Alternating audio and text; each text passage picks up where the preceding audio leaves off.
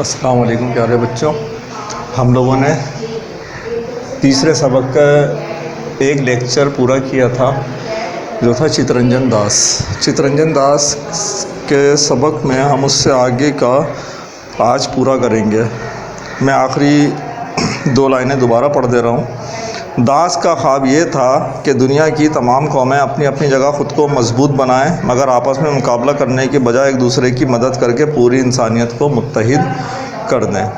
यहाँ तक हमने पढ़ा था। इससे अगले सफ़े पर आइए जो है सफ़ा नंबर 18।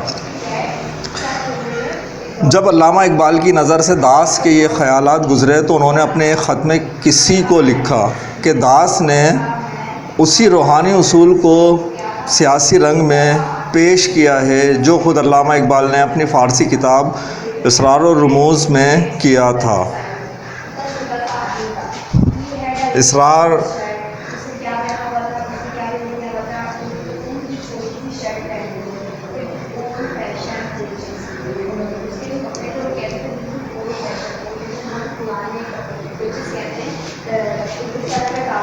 इसरार छुपी हुई बातों का और रमूज़ राज, छुपे हुए राज या पोशीदा बातों का राज इसरार और रमूज़ में पेश किया था। अब यहाँ से मेरे पास सबक का छठा हिस्सा शुरू हो रहा है। कांग्रेस के सालाना इजलास में खुतबा सदारत पेश करने के बाद दास ने कांग्रेस की सदारत से इस्तीफ़ा दे दिया क्योंकि कांग्रेस उनके ख़यालात की तायीद नहीं कर रही थी। तायीद, तरफदारी।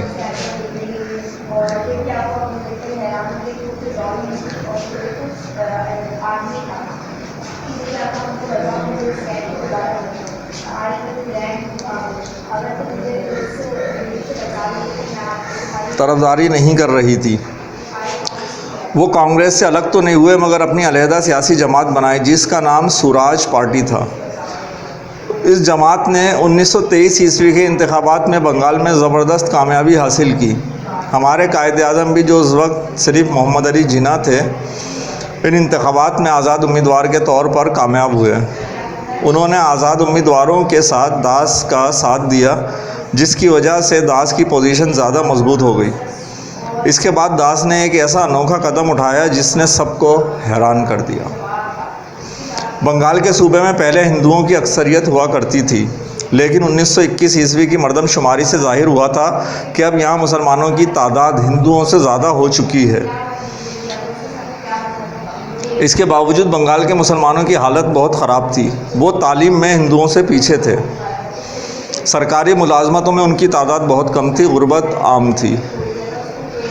इसके अलावा हिंदुओं और मुसलमानों के दरमियान फसादात भी हो जाते थे जिनकी वजह आम तौर पर यह होती थी कि कभी नमाज के वक्त हिंदू मसाजिद के सामने से अपना मजहबी जुलूस निकाल बैठते थे जिसमें बाजे बजाए जा रहे होते थे, और कभी ईद उल अज़हा के मौके पर मुसलमान गाय ज़िबा करते थे तो हिंदुओं के जज्बात को ठेस लगती थी जिनके नज़दीक गाय मुक़द्दस थी। दास ने इन तमाम मसाइल से निपटने के लिए बंगाल के मुसलमान रहनुमाओं के साथ मुआहिदा किया जिसे मिसाके बंगाल या बंगाल पैक्ट का नाम दिया गया। इसमें मुसलमानों के तमाम जायज़ मुतालबात तस्लीम कर लिए गए। तय पाया कि हिंदू नमाज के औकात में मसाजिद के सामने से जुलूस नहीं निकालेंगे। इसी तरह मुसलमान गाय ज़िबा करने से गुरेज करेंगे, लेकिन मजहबी मौक़े पर ज़िबा कर सकते हैं, बशर्त ये कि जानबूझकर हिंदुओं के सामने ज़िबा ना करें। इसके अलावा तमाम तालीम गाहों और सरकारी मुलाजमतों में मुसलमानों को उनकी आबादी के तनासुब से हिस्सा दिया जाएगा। जब तक तालीम गाहों और मुलाजमतों में मुसलमानों का हिस्सा उनकी आबादी के तनासुब के मुताबिक ना हो जाए, उस वक्त तक नए दाखिलों और नई मुलाजमतों में से 60 या 80% हिस्सा मुसलमानों को मिलेगा। इंतहा पसंद हिंदुओं की तरफ से इस मुआहदे की ज़बरदस्त मुखालफत हुई। दास के अपने मज़हब से ताल्लुक़ रखने वालों ने इल्ज़ाम लगाया कि दास मुसलमानों के साथ मिलकर हिंदुओं के ख़िलाफ़ हो गए हैं। कांग्रेस ने भी मिसाके बंगाल की मंजूरी देने से इनकार कर दिया। फिर भी दास ने जून 1924 में सूबाई कांग्रेस का एक ख़ास इजलास बुलवा कर मिसाक मंजूर करवा लिया। ये दास का एक बहुत बड़ा काम था मुसलमानों के लिए, किसी मुआहदे को मुसलमानों के हक़ में मंजूर करा लेना। मिसाक बंगाल की मंजूरी के चंद माह बाद ही दास बीमार पड़ गए। फिर इसी बीमारी में 21 जून 1925 ईस्वी को उनका इंतकाल हो गया। मुल्क भर में सोग मनाया गया। दास ने अपनी ज़िंदगी ही में अपनी महलनुमा कोठी कौम के नाम वक्फ कर दी थी ताकि उसे औरतों की बेहतरी के लिए इस्तेमाल किया जा सके। आज वहाँ कलकत्ता का एक बहुत बड़ा अस्पताल कायम है। मिसाक बंगाल पर अमल ना हो सका। दास की वफ़ात के बाद ही कांग्रेस और हिंदुओं की मुखालफत की वजह से इसे ख़त्म कर दिया गया। अलबत्ता दास के जो शागिर्द हमेशा दास के ख्वाबों की तकमील में सरगर्म रहे, उनमें से दो बेहद मशहूर हैं। एक सुभाष चंद्र बोस थे।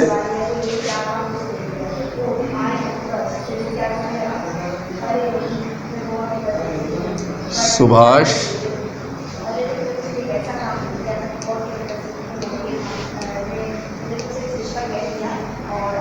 चंद्र बोस, जिन्होंने बाद में अंग्रेज़ों से आज़ादी हासिल करने के लिए आज़ाद हिंदू फ़ौज बनाई। दूसरे हुसैन शहीद सोहरवर्दी थे, जिन्होंने आगे चलकर कायदे आज़म के साथ क़याम पाकिस्तान की जद्दोजहद में ज़बरदस्त हिस्सा लिया और बाद में पाकिस्तान के वज़ीर आज़म भी बने। यह था हमारा सबक सुभाष चंद्र बोस की तस्वीर कायदे आज़म के साथ। बावजूद इसके कि ये भी गैर मुस्लिम थे, लेकिन ये चित्तरंजन दास के साथ उनके फलाही कामों में शरीक रहे। यहाँ तक पढ़ने के बाद, इससे पहले कि हम सवाल करें, क्यों ना इसको सबक को बबल या खुलासे की सूरत में तोड़ देते हैं। एक नज़र में अगर हम देखना चाहें इस सबक में हमने क्या क्या पढ़ा है।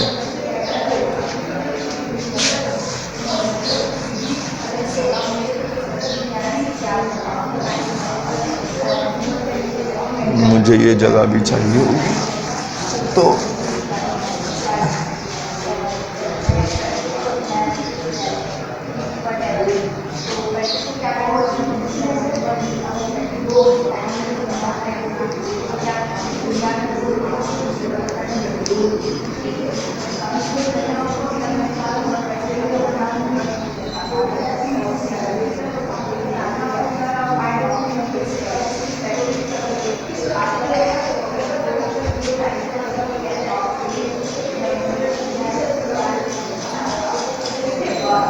चित्तरंजन दास का जो ख़ानदानी ताल्लुक़ था, अगर पहली बात मैं यहाँ से लूँ तो विक्रमपुर से था।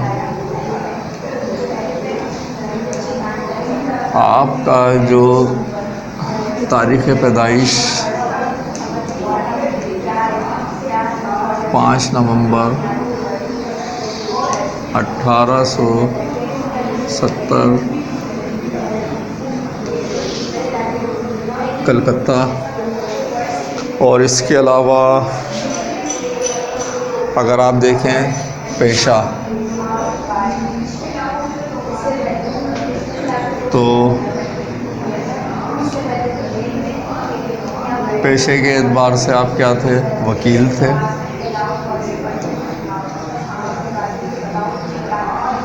और आप देखें तो ये सियासी रहनुमा थे, लेकिन सियासी रहनुमाई के एतबार से अगर हम दास को देखें तो आप गैर मुस्लिम रहनुमा थे।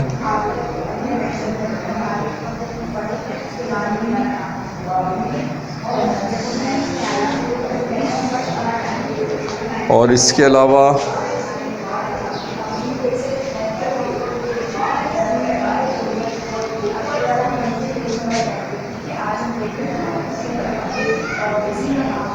मुसलमानों के लिए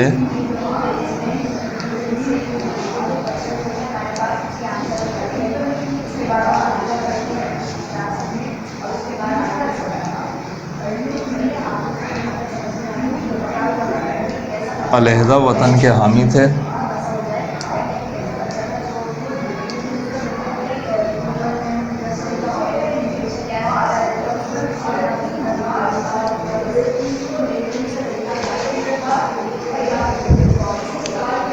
शायरी से भी दिलचस्पी थी आपको,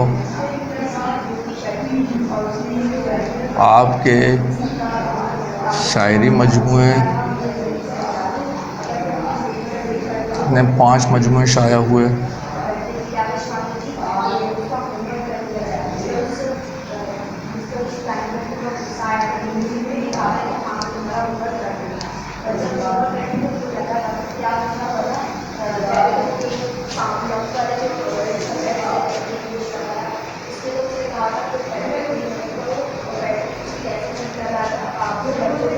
अच्छा, आप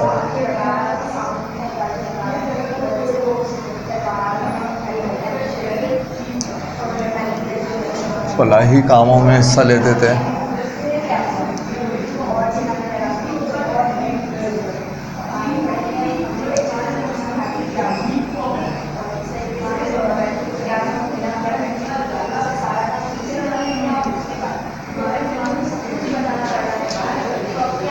अच्छा, वकील भी थे पेशे के एतबार से, और एक दियानतदार वकील थे, दियानतदारी भी थी आपके।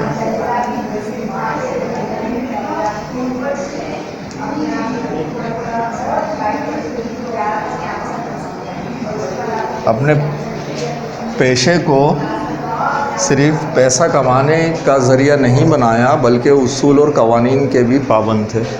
बाउसूल वकील, इसको आप बाउसूल वकील बोल रहे हैं, ठीक है।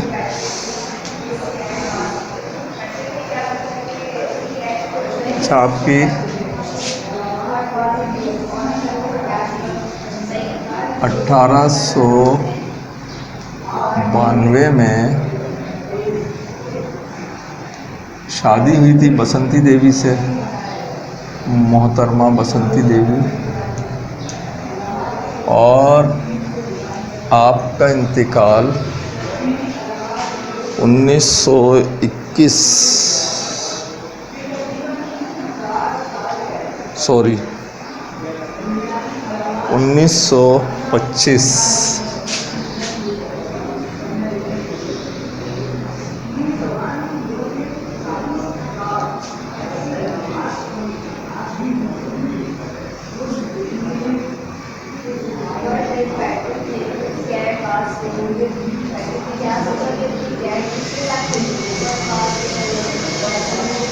1925 को इंतकाल हुआ। अब अगर हम इस सबक को एक नज़र डालें तो हमें इस सबक में जो मोटी मोटी बातें थीं वो पता लग जाती हैं। चित्तरंजन दास के बारे में कि विक्रमपुर में पैदा हुए थे 5 नवंबर 1877 को। आप पेशे के एतबार से वकील थे, बाउसूल वकील और दियानतदार थे।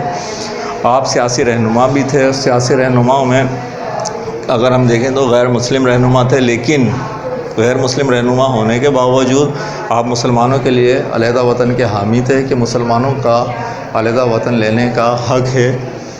आपको सियासत और वकालत के अलावा शायरी से भी दिलचस्पी थी, जिसमें आपके शायरी के 5 मजमूए शाया हुए। फलाही कामों में आप हिस्सा लेते थे, और जिस वक्त आपका इंतकाल हुआ है उस वक्त आप अपनी ज़िंदगी में ही अपने जो कोठी थी उसको फलाही कामों के लिए वक्फ करके चले गए थे।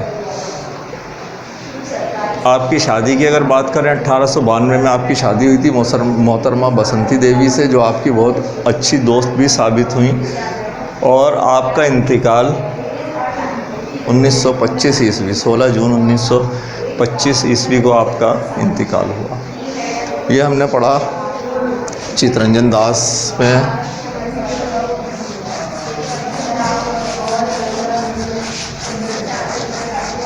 इसमें अगर कुछ बातें आपको इम्पोर्टेंट लगती हैं जो मुझसे रह गई हों या आपके जहन में इसके अलावा भी कुछ आ रहा हो, तो वो आप इस बबल में शामिल कर सकते हैं।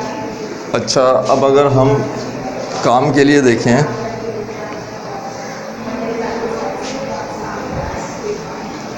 तो इसके लिए आप सवाल नंबर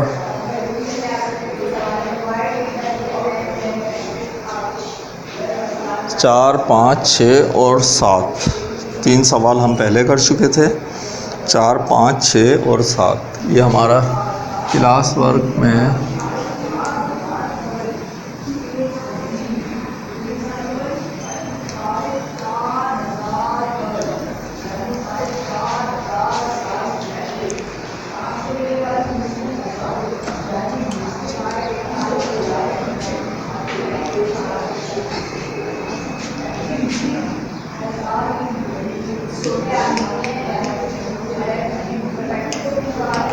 सवाल नंबर 4।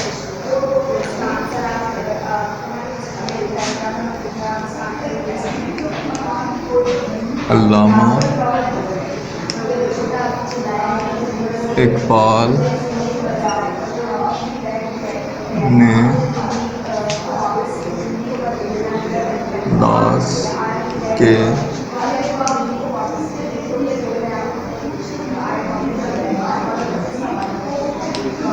ख्यालात के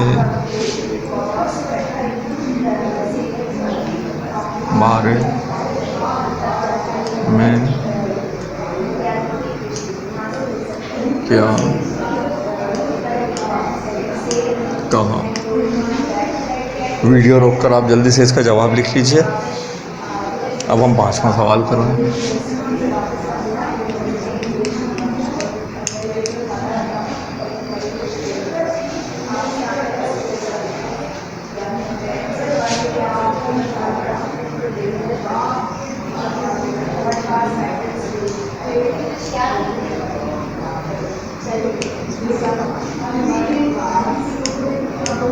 चितरंजन दास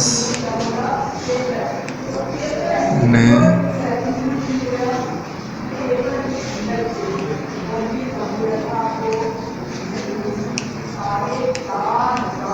मुसलमानों के लिए क्या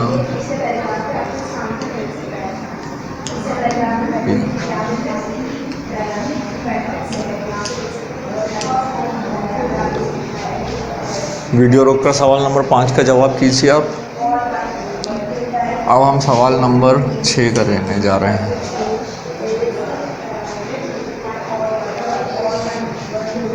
सवाल नंबर 6।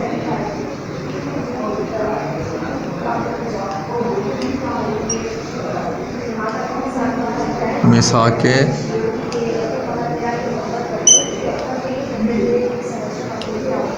बंगाल पर अमल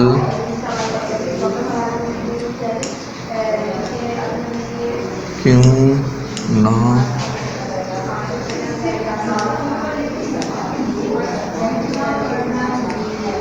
मिसाके बंगाल पर अमल क्यों ना हो सका। जल्दी से सवाल कीजिए। और अब हम इसका आखिरी सवाल करेंगे।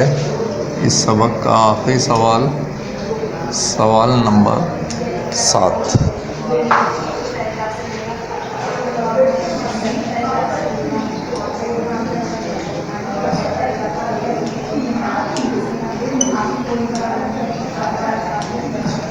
चितरंजन दास के दो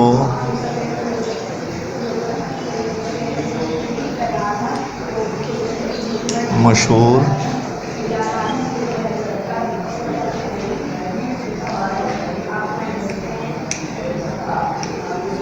शागिर्दों के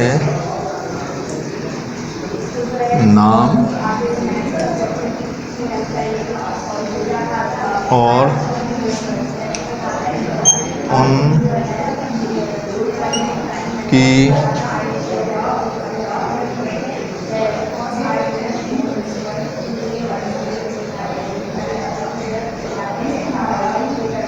मशहूरी की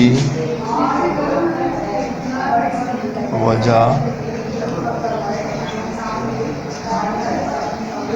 बयान करें।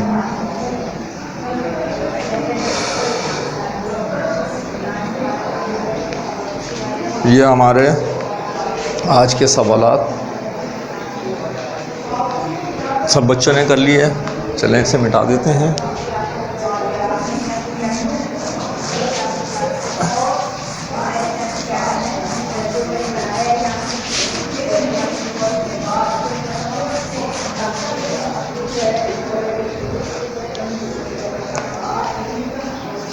सफ़ा नंबर 20 पर आ जाइए।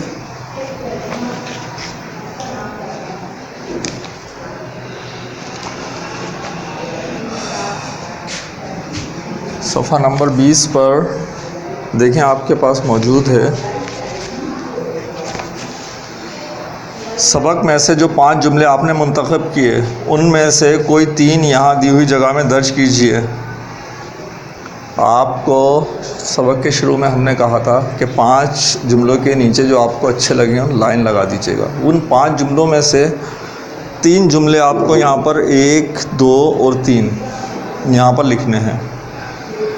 हर जुमले के नीचे लिखिए कि उसमें जो बात बयान हुई वो आपको क्यों पसंद आई। आप ये पहला जुमला लिखा है, यहाँ जुमला लिखा और आप उसमें पसंदीदगी की वजह नंबर 1 जहाँ लिखा है वहाँ आपने लिखा, उसके आगे यहाँ जुमला लिखा और फिर ये जो साइड में उन्होंने लाइन दी हुई है यहाँ पर लिखें वजह।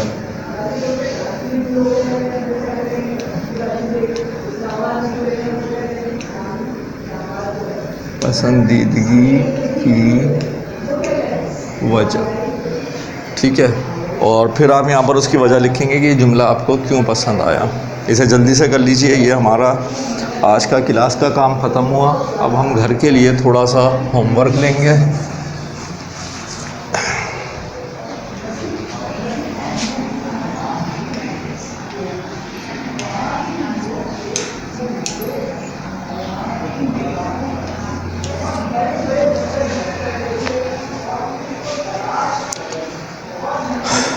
होमवर्क बड़ा दिलचस्प है आज का। हमारे पास वैसे तो होमवर्क मिलता है, लेकिन कुछ होमवर्क ऐसे होते हैं जो करने में हमें बहुत ज़्यादा मज़ा भी आता है, हम एक्साइटेड भी होते हैं उसे करने के लिए। ये होमवर्क उन्हीं में से एक है। आपकी राय, आपने दास के बारे में जो बातें पिछले सफ़े पर दर्ज की हैं, 3 बातें जो आपको अच्छी लगी, वो अपने स्कूल, घर या मोहल्ले के 5 लोगों को सुनाएं और उनके बारे में यहाँ दी हुई जगह में दर्ज कीजिए। आप यहाँ पर राय देने वाले शख्स का नाम, वाले शख्स या वाली का नाम और उसने जो राय दी, जो बातें आपको पसंद आई, आप उस शख्सियत के बारे में जाके बताएं, चित्तरंजन दास के बारे में बताएं, फिर आपको जो बातें पसंद हैं वो बताएं और उनकी राय लीजिए। वो यहाँ पर जो राय दें वो आप इसको सेम यहाँ पर लिख देंगे, ठीक है। ये आपका आज का होमवर्क और ये इसके साथ हमारा आज का सबक ख़त्म होता है।